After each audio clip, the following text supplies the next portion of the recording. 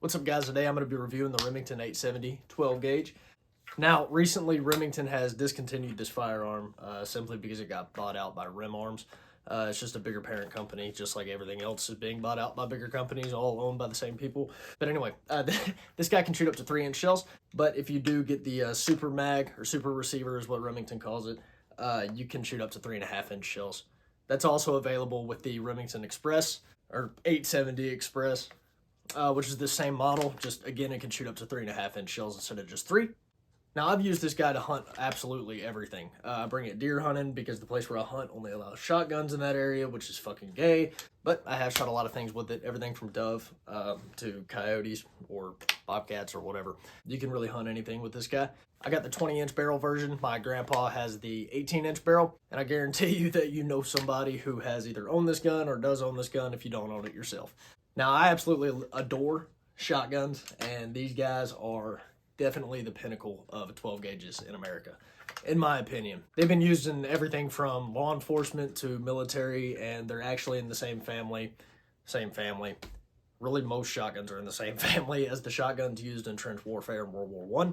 Now, shotguns were first created in England or the UK, but they were actually first patented in the United States. And that's where the long-distance relative of this sexy man right here came to be. Now, I do appreciate the simplicity of this firearm.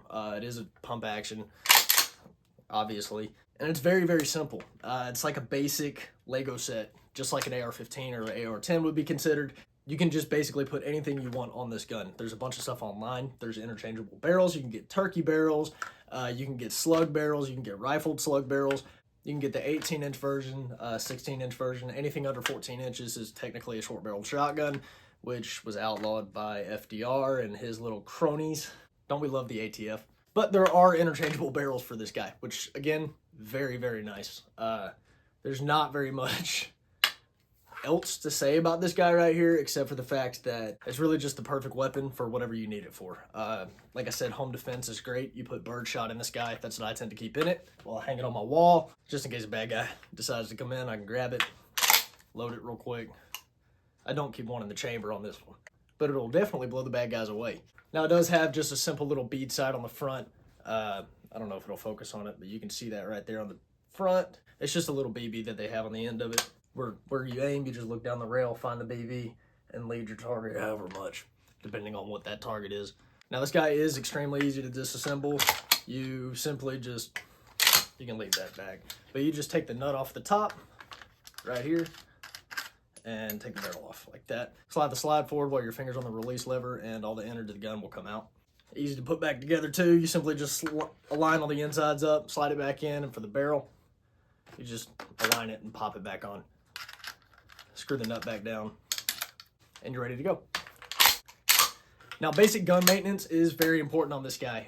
It doesn't have a blue barrel. It has more of a matte finish, which matte is great, but it can hold on to more moisture. So you're really going to have to hold this gun pretty consistently, especially if you're hunting with it all the time, like I have in the past. Now, I would like to get a video this deer season of me bringing this guy out there and shooting a buck with it. So I'm probably going to put a slug barrel on it, as well as a red dot in the back, because I do have an adapter that can attach here. You just take the trigger pins out, pop the new pins in. It sets a rail on top of the gun right here, and you can just put a red dot, scope, whatever you'd like for it.